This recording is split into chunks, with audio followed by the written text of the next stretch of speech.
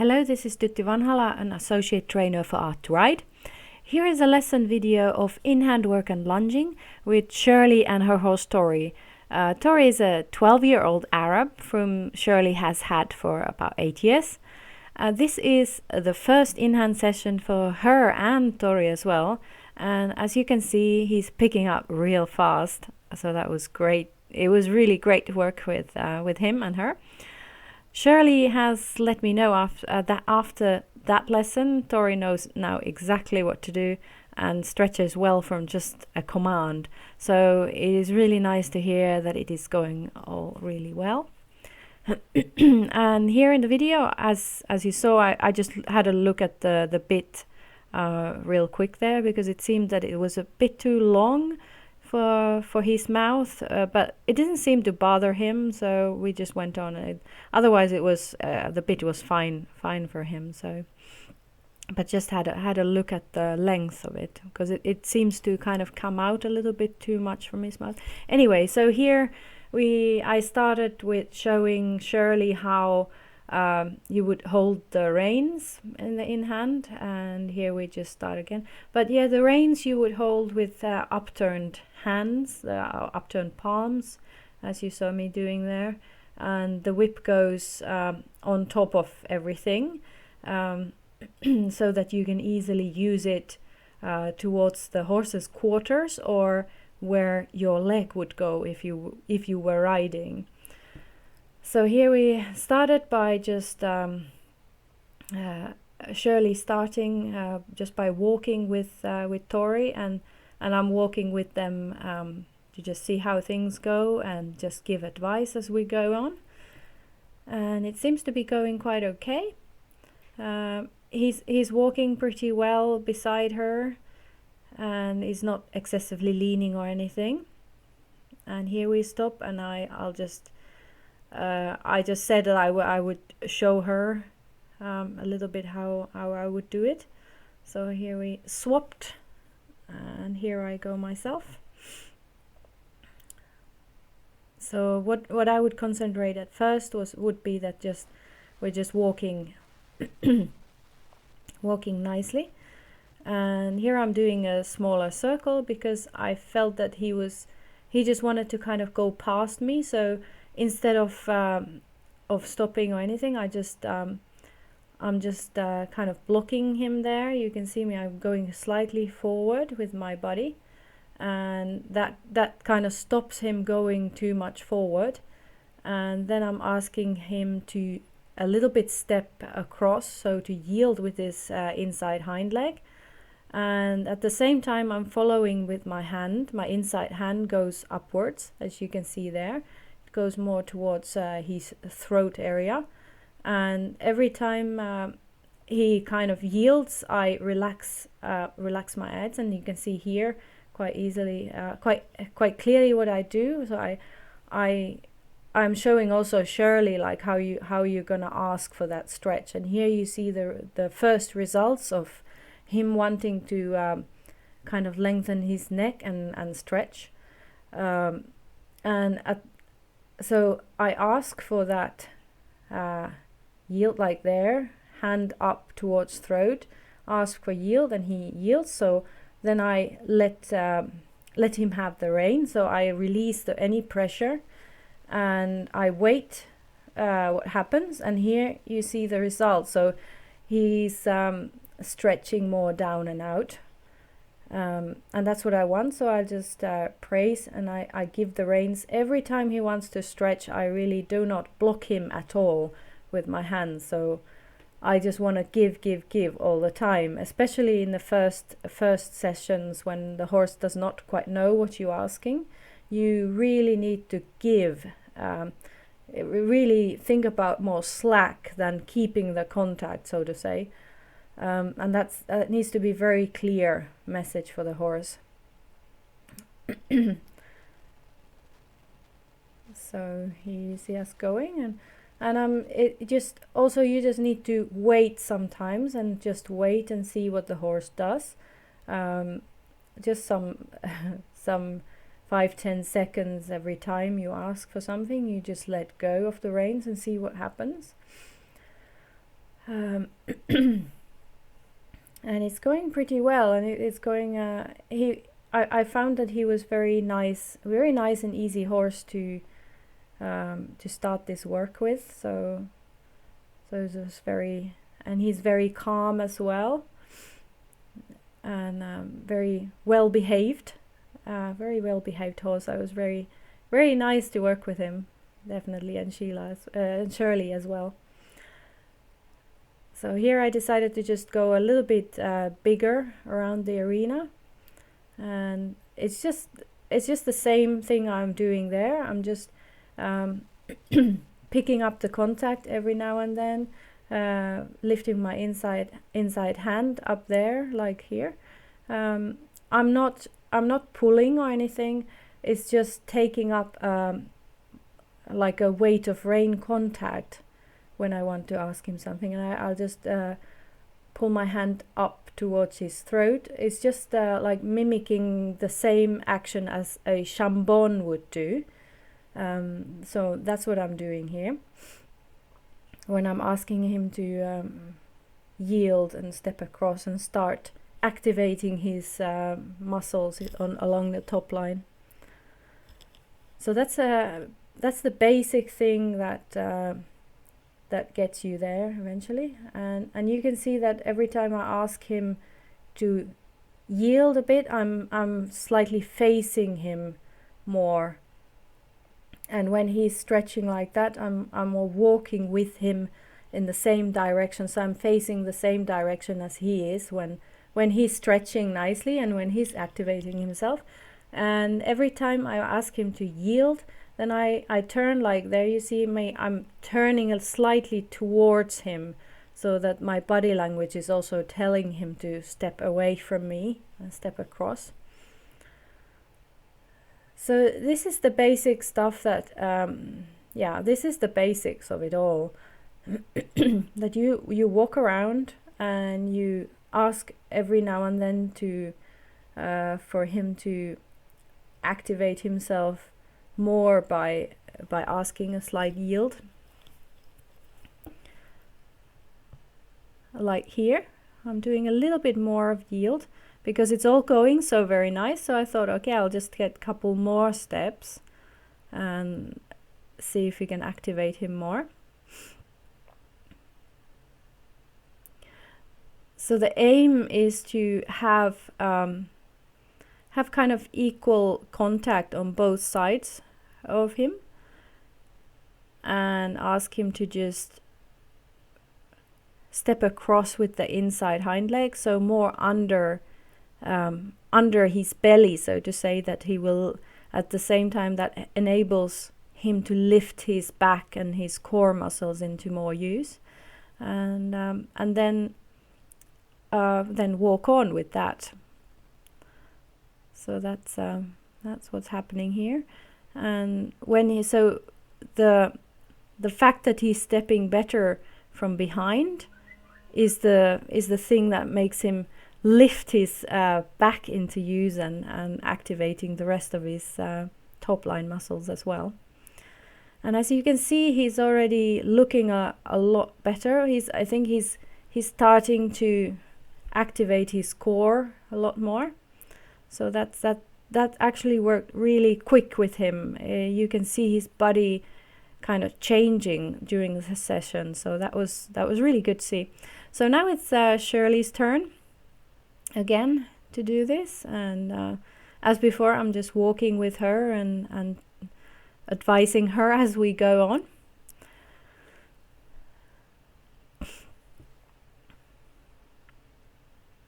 So here in the beginning, she just needs to remember to to stay a little bit more upright with her posture, because she tends to will Tori to go down so much that she starts to crouch herself. So I'm just telling her to kind of stand up straight, and also she's walking a little bit too much forward from the shoulder, so she has to kind of think about staying by Tori's shoulder, which is easier if your outside hand is just below the withers. So that's the two things that come up at this point.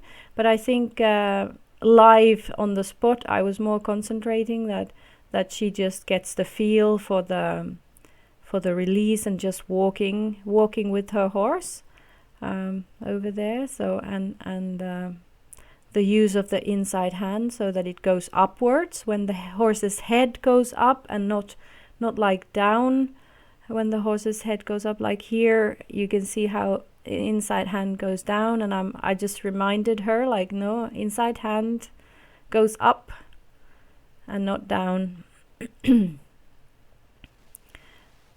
But this is going really well, because Tori is a very, very good horse, and learned very quickly. So this was really very, very good work from them as a first time ever doing in hand, both of them.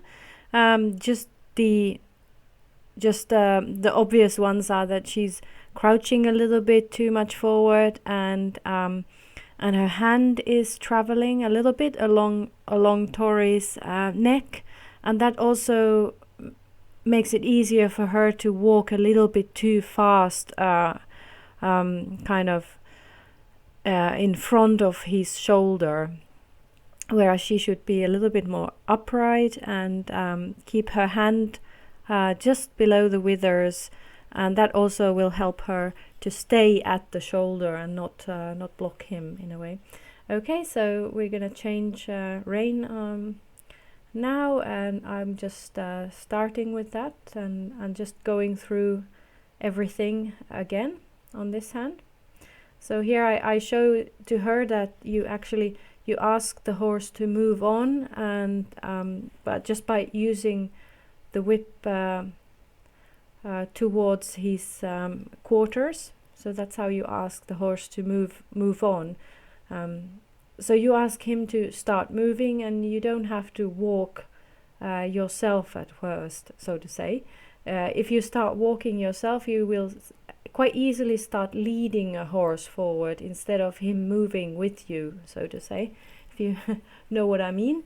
And that also, if you start walking first before your horse, that will easily make you walk too much kind of past his shoulder, and then you end up blocking him. So this side, as you can see, it didn't take very long for him to start stretching on this side, so that was really nice quick stretch there. So he's learning this very quickly. A very smart horse, I have to say. And you can see how much space he gives me there. He's yielding very nicely away from me, so that's really ideal. He's been really an ideal horse to do this for the first time. So as on the other side, I do exactly the same. I'm lifting my inside hand and asking him to step across, and when he does that, when he yields to me, I let go of the reins and start walking with him, and just wait for him to react if he would stretch or not. And that's what I kind of repeated here with a smaller circle. Sometimes the small circle will help them to further really step under better.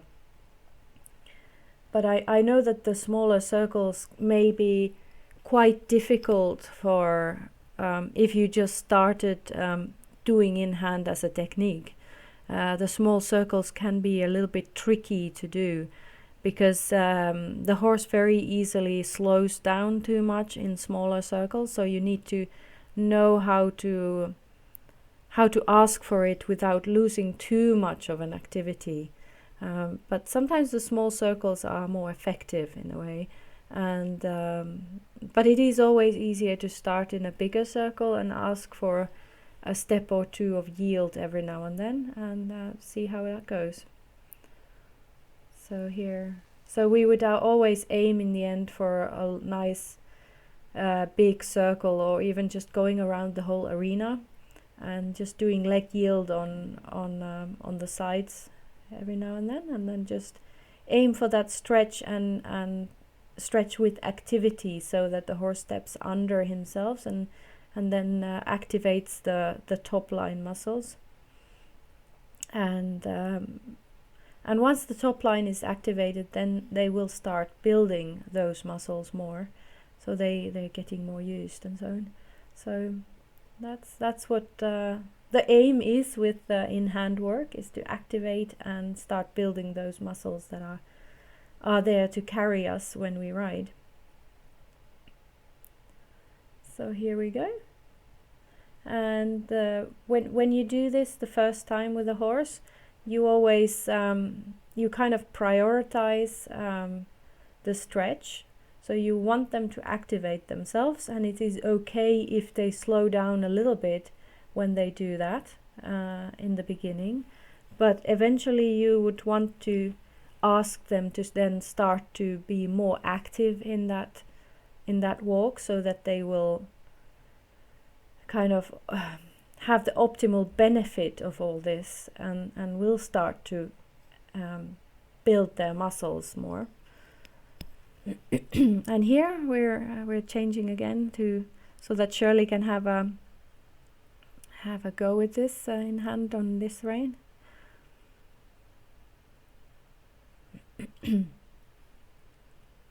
And it started raining again. It's, as you can see, it's been very it was a very, very rainy day over there, and I get to borrow a nice big coat from my hosts Fiona and John, and that was very much appreciated. We still got very wet, still got soaked, but that was okay. It was really fun to work anyway. Yeah, but it was very rainy occasionally, and the horses were excellent in that rain, and they didn't really bother, and worked nonetheless very happily. So we were all very happy, even though it was rainy. So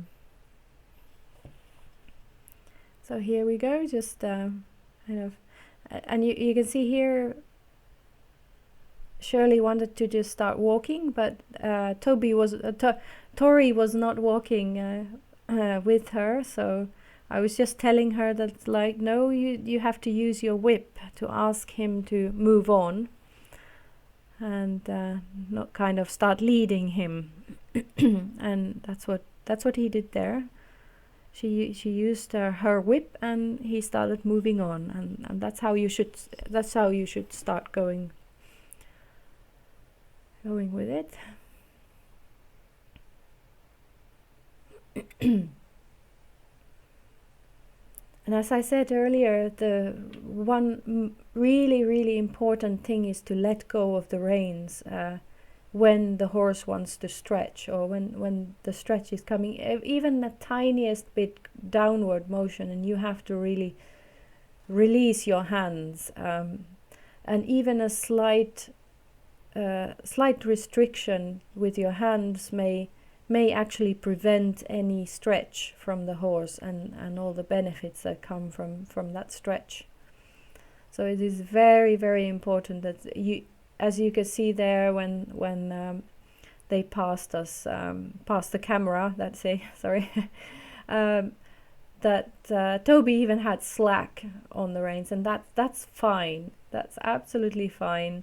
Especially in the beginning, when you're just learning the ropes, you can just give slack rather than restrict. It is far better to give slack than accidentally restrict your horse's stretch. That's just how it is. So don't worry if you think like, oh, but I have to have contact. Contact is good, but you need some horses really need very quick hands for not to block them. So, and even slight contact might actually block some horses. So think more slack than any contact. Of course, when you ask for the stretch, you need to pick up the contact a little bit, because that's how you do it. You pick up a little bit of a contact and lift your inside hand like that, like Shirley is doing there, and ask for the step across with the inside hind leg, and once the horse kind of steps under more, then the stretch will almost automatically come out of as a consequence, so to say. So there you go. You can see that she's not restricting that stretch at all, so that's very good. And it is always, in the beginning, especially this is her first time, it is hard to coordinate all the aids. It's like you learn riding again from the start. When you do the in-hand work, you have to learn how to coordinate both your hands, and you have to read the horse, and you have to walk in a certain speed and place and so on. So it is not easy to do this in the beginning. It looks easy, but it's not. So this was a really good job, and as I heard later on, is that everything's going really well with that, and he's stretching very nicely now. So that's very good. So this was our in-hand session, and I'm just I think I'm probably just reiterating what she needs to work on there. Okay, and then we will start lunging work after this. And here we go, Shirley starting with the lunging work, and she wanted to know how the chambon would work with him. So we put a chambon on, and as you can see that even though it's really the chambon is as tight as this one goes, I think, and it's still a little bit too loose for him, because as you can see, he can lift his head really high without it being at all in the use. So this chambon is too loose. It needs to be a bit tighter, because it should come into use just as the poll is slightly at the wither height, or a little bit higher, and as you can see, he can bring his head totally up without it being in use yet. So this is too loose, but I just thought, like, well, we can't really make it any shorter, so let's have a go how it goes, because always when you start with the work with chambon, you also want to just start at quite loose setting, so that you want to be sure that if the horse freaks out for some reason with the ropes hanging or anything at all, that the horse is not restricted at all with the head in the beginning, because you don't want accidents to happen at all. You want to minimize any risks you have. So this is actually how you would in fact start with the chambon, and really loose, and just see how how the horse behaves, and if it freaks out or not. And if the horse doesn't freak out or anything, then you could tighten the chambon a little bit more, so that it becomes it starts working just as the horse's poll is just about the wither height or a little bit higher. So that would be optimal. But as you can see from this little bit of lunging already, Tori does not really need the chambon at all. So she doesn't have to worry about using it, because she does not need to use it.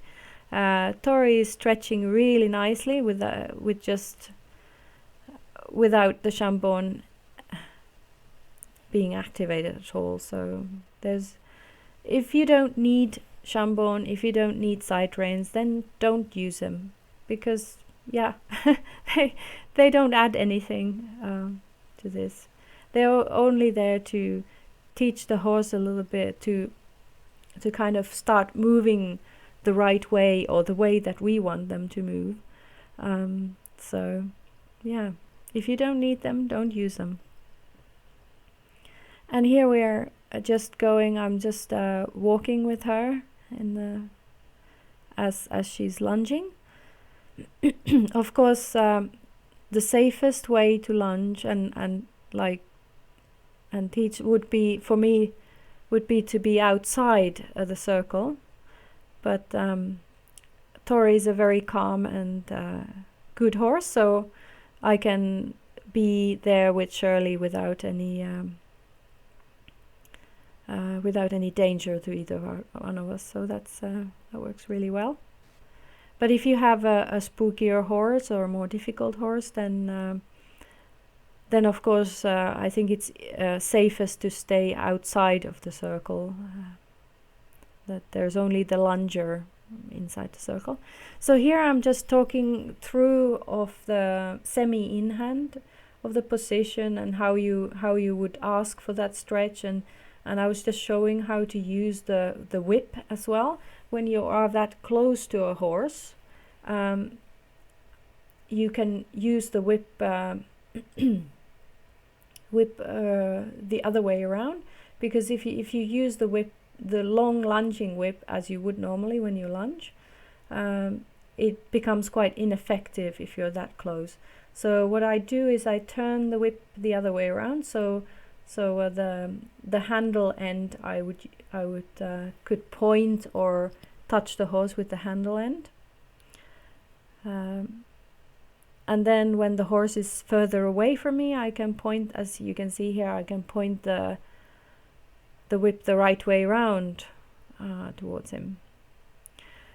So I just took over here to just show what I mean with the semi-in hand. So you stay very close to the horse. Of course, you want to stay away from the kick zone. So if you know that your horse is going to liable to kicking, so please stay out of that zone. I know that Tori is really nice and well behaved, so I can stay pretty close. And here you can see me actively asking for that stretch. And when I get some result, then I just remove the pressure. So what you see there me to do is I'm pointing the whip, the handle end, towards where your leg would go when you are riding. It's the same thing as with in hand, except that you have only a lunge line attached to the horse. So I'm asking him to step a little bit to the middle of his body with the inside hind leg, and when he does, when he kind of yields to me and stretches, I remove the pressure. So I immediately kind of relax my whip hand, and I turn kind of walking with him instead of I always face a little bit the horse with my body when I ask him to yield or step better under himself with the inside hind leg. And when he gives me the right response, I kind of remove all the pressure from him. And here I've just lost my lunge line a little bit there, but I gradually go a little bit further away from him. As you can see here, I'm just I'm giving him more line, and I'm gradually making a little bit bigger circle. So the bigger the circle, the easier it is for him to work. The smaller the circle, the more difficult the work is.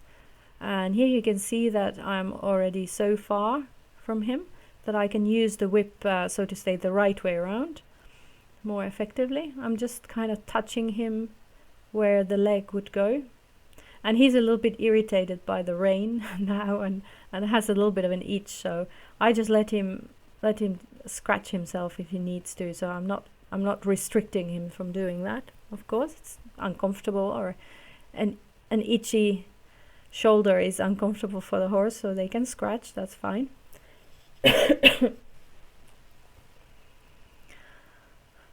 So here he decided to start trotting. So what do is I'm just not forcing him to walk. If he doesn't want to walk, I'm just asking, like, okay, we can trot a little while and see how that goes. And I'm just asking the same thing from him in the trot, like, okay, I want you to use yourself right and step better under from behind. And when he does that, and when the stretch is coming from the hind legs, so to say, so here I'm just relaxing my aids, but until then I'm putting a little bit pressure on him with the whip and my body language as well. And the moment he and at the same time I'm keeping a very slight contact with the line, as you can see there. I'm not pulling, but I can feel that he's in the end of the line. And I'm just waiting, and I'm asking for the same thing, like, okay, step better under.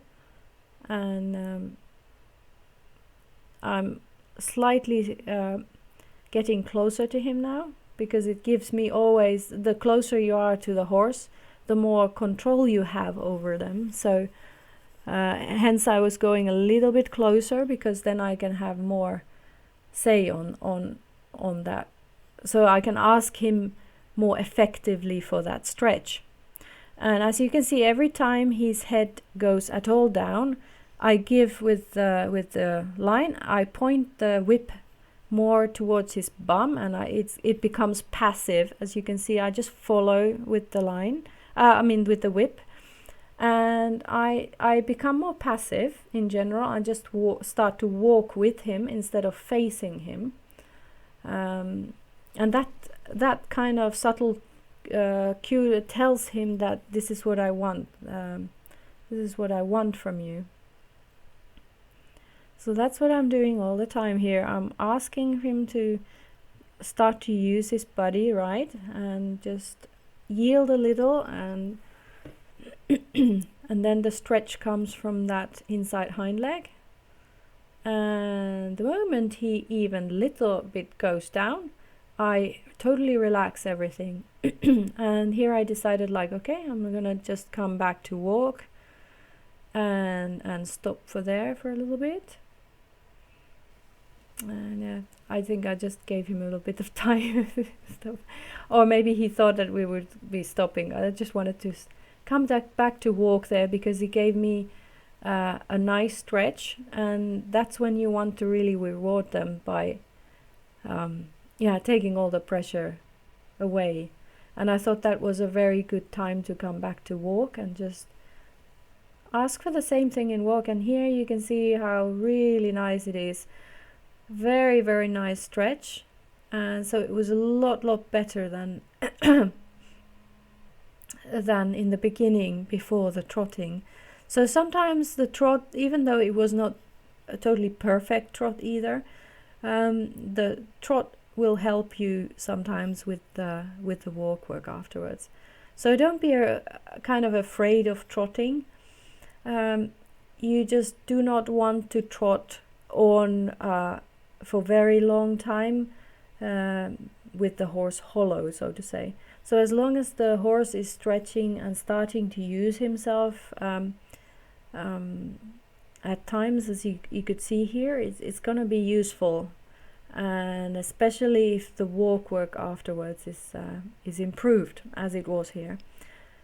So here we go. We're gonna change the rein here and do the same on the other hand. Sorry, I've got a cold at the moment. Just as we were coming back home, I got a cold, so hence I'm coughing a little bit on the video here.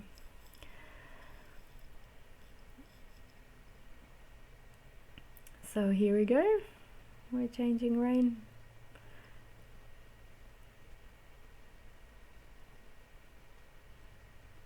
So that was pretty, and you could actually see in the end of that other rein, when we were walking, you could see how very nicely he was stretching, but at the same time he was slowing down a little bit too much. Optimally you would want more activity there, but as it was his first stretching on the line, I allowed him to slow down just that much, because that's again, so to say, priorities. The horse needs to learn how to use his body right at first, and then it doesn't matter in the first times if the horse is too slow, just a tad too slow, like here. You have to first get the idea in the horse's head, like how to use his body right, and after he knows what you want of him, then you can start gradually asking a little bit more activity over time. And yeah, so it's okay at first to have the horse slow down a little bit, but you would want to start asking for that activity pretty soon, gradually, and just work with what the horse can do in relaxation. Like here, this side is going really a lot better than the other side. It's he's starting to really work really well, very quickly. So you can see me asking more here. So I'm decided, like, okay, you can stretch nicely. So now I'm gonna ask you for a little bit more, a little bit better work. So I'm asking him to step up a bit more, so be a little bit more active, because as you saw the first round or two, I allowed him to be a lot slower, but now I'm asking for more. So now I want the activity, because I have seen that he can stretch nicely, and now I want him to really fully use that stretch to advantage, for him to start building those muscles. Because if you don't have the activity with the stretch, you will not build any muscle. So that is really important to notice that when to ask for more. That is really crucial in all this. And you can see that it's going really well. He's very good. I think this is his easier side for this work. And I'm that close that I'm now using the whip, so to say, at the handle end still. Because you can imagine, if I had the whip the normal way around, it would be very much, it would be not useful at all, because it's yeah, you just can't use it the other way. But now I'm just tapping him a little bit there. So it's actually, these whip aids that I'm using are far less than what you would use with your legs when you're riding. So your leg aid would actually be a lot stronger than my whip aids are here. So don't be afraid to touch the horse with your whip, the lash or the handle end, because yeah, you need to tell the horse what you want out of him. And yeah, you need to give those aids. And you of course you should not whip the horse or lash it or anything. You just have to be considerate and give the lightest possible aid. And here I decided to stop here, because he gave me a really nice stretch in the end. So I stopped at the best possible moment, so to say, for him. And I also noticed that he was getting a bit tired there. And as you can see, he was slowing down a bit too much in the end. But I just wanted one last nice stretch where I could end it as a kind of a positive note. So this was our lesson for the day with Shirley and Tori, and it went all really nice, and we're all very happy about this work. Even though it was raining a lot, as you can see here. For most of the time, at least, we skipped the rain during the session, but there was plenty of it in between and at some points as well. So I hope you all enjoyed watching Shirley's lesson and hearing the voiceover, and I hope it was all very useful for you, everybody, and Shirley as well. Keep up with the good work. Bye.